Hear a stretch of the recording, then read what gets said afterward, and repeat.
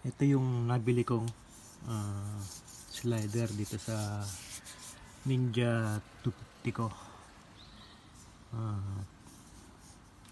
Okay naman yung presyo. Maganda naman yung itsura niya. Pero yun nga, yung kung paano niya protektahan yung dapat nang protektahan, yun ang hindi ko alam. Kasi syempre depende naman yan sa bagsak ng motor mo.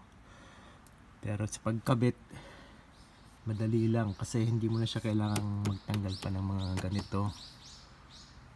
Isuot mo lang siya ng sa may bandang ilalim, medyo patagilid, tapos yun na.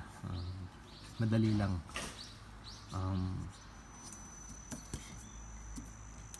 Tapos yung tornilyo niya medyo hindi siya nakababa, medyo nakaganyan siya, kaya kapain nyo na lang yung butas ng tornilyo. Pero yun nga, hindi nyo na kailangan magtanggal ng mga ganito.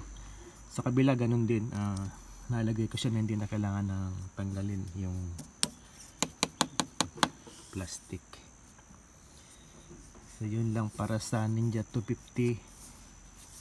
Ito, okay naman siya, magandang tingnan, madali pang ikabit.